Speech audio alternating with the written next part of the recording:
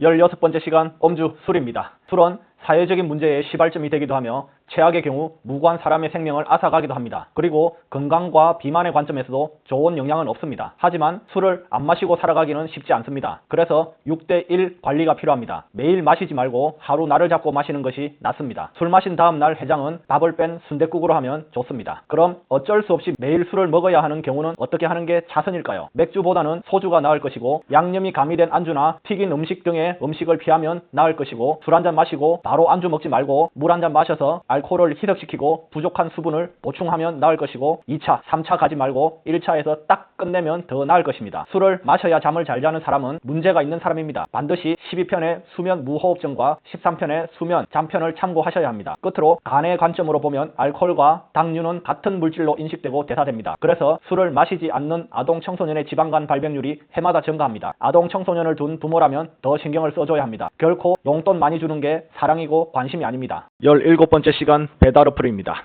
맛있는 음식을 내가 원하는 시간과 장소에 맞춰 배달을 해주는 어플은 신세계입니다. 요즘은 어플 수수료, 배달비, 광고비가 비싸서 불만이 높아지고 있습니다. 살이 쪘다고 다 그런 건 아니지만 일반적으로 살이 찌면 몸이 무거워 나태해지고 게을러지는 생활 패턴으로 바뀌게 되는 게 대부분입니다. 그래서 더 많은 비용을 지불하더라도 더 많이, 더 자주 배달 어플을 이용하게 됩니다. 하지만 요즘은 포장 방문과 배달 어플과의 가격이 상이한 경우가 많습니다. 첫째, 우리는 건강에도 좋고 돈도 절약하고 가게 사장님도 좋은 일석삼조 포장 방문으로 바꾸는 게 좋습니다. 둘째, 장기적으로는 직접 방문해서 먹는 게 제일 좋습니다. 건강한 다이어트와 배달 어플은 공존할 수 없습니다. 당장 삭제해야 합니다. 셋째, 저탄고지 식단으로 직접 요리를 해보는 게 어떨까요? 단 조심해야 할 부분이 있는데 저탄고단으로 지방 대신 단백질을 더 많이 먹게 되면 통풍의 발병률이 올라갑니다. 조심해야 합니다. 18번째 시간 목표 체중입니다. 놀라지 마십시오. 라면을 먹고 잔 다음날 부어있는 모습이 본인의 실제 모습입니다. 수분이 부족한 상태를 인지하지 못하기 때문에 착각 속에 살고 있는 겁니다. 넘쳐나는 정보들 중에 살을 일주일에 얼마를 뺐다거나 한 달에 얼마를 뺐다거나 하는 쓰잘데기 없는 말에 현혹되어 놀아나지 마십시오. 제대로 된 건강한 몸 만들기를 하게 되면 처음엔 몸무게가 늘어납니다. 하지만 지방이 늘어나는 게 아닌 수분이 보충되어 살이 찐 것처럼 보이는 겁니다. 체중은 조금씩 서서히 빠지는 게 가장 좋은 것입니다. 살을 빨리 빼야겠다는 욕심 부리지 말고 건강한 몸을 만든다는 개념으로 접근해야 합니다. 살은 빼는 게 아닙니다. 빠지는 겁니다. 목표 체중은 개개인마다 차이는 있겠지만 현재 키를 기준으로 본인의 가장 멋지고 아름다웠던 날을 떠올리며 설정하여야 합니다. 혹시 그런 적이 없었으면 조금 통통하다고 생각되는 정도로 설정하는 게 몸과 마음이 편합니다. 현대의 미의 기준은 기하 수준입니다. 잘못된 겁니다. 좀 통통한 게 아름답고 멋진 모습 건강한 몸입니다. 매일 체중계에 올라가 몸무게를 보며 일희일비하지 말아야 하며 하루하루의 몸무게는 변수가 많아 참고만 하셔야 합니다. 인간의 몸무게는 주식과 같다고 보시면 이해가 쉽습니다. 빠지는 중인데 올라간다거나 그대로인 경우도 있고 그 반대인 경우도 있습니다. 그래서 설정한 몸무게 목표 체중에서 추가로 2kg을 더 빼야 합니다. 그래야 체중 유지를 할 때 편합니다. 배부르게 잘 먹으면서 하루에 35g, 한 달에 1kg 빼는 게 어려울까요? 쉬우면서 어렵습니다. 왜냐하면 어떤 음식을 어떻게 먹느냐에 따라 크게 달라지기 때문입니다. 하지만 좋은 음식으로 배부르게 잘 먹으면 쉽게 가능합니다. 잘못된 음식 때문에 생긴 문제인 비만을 약으로, 돈으로 해결하려 의사, 약사, 제약사에게 목줄을 잡힌 채 평생 약을 달고 살지 마십시오. 의사, 약사, 제약사 가족들은 그렇게 살고 있을까요? 아닐 겁니다. 19번째 시간 건강검진입니다. 대한민국은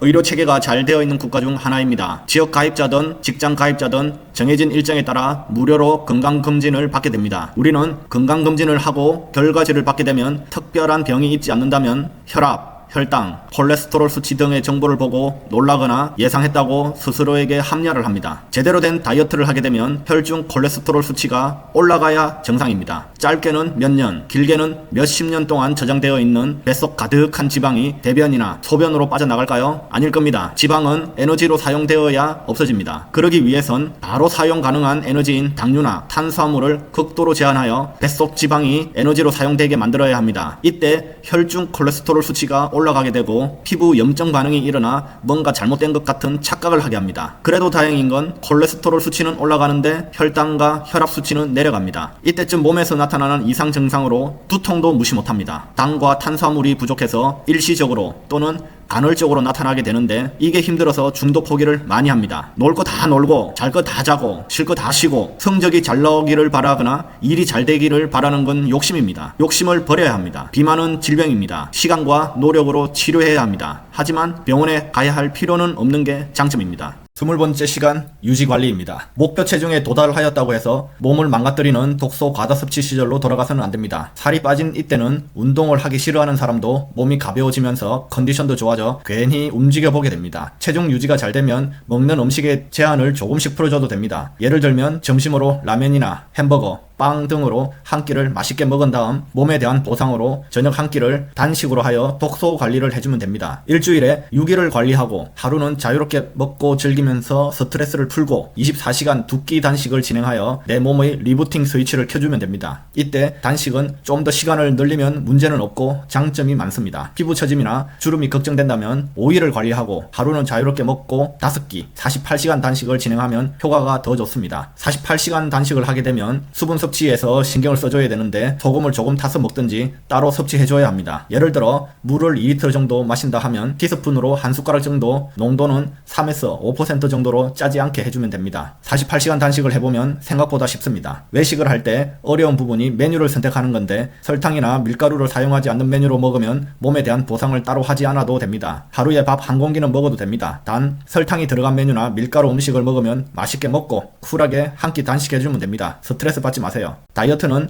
성공이라는 단어가 적절하지 않습니다. 목표 도달로 표현하고 자전거처럼 페달을 저어줘야 중심을 잡고 넘어지지 않듯이 다이어트는 끝이 나도 끝이 나지 않는 살아있는 동안 지속적으로 노력해야 합니다. 20개의 주제를 가지고 정보를 공유하며 소통하고자 합니다. 지금까지의 상식은 모두 덮어두고 보셔야 빠집니다. 믿고 보셔야 빠집니다. 믿는 만큼 빠집니다. 빠진 만큼 건강해집니다. 다음 시간부터는 심화 과정으로 들어가도록 하겠습니다.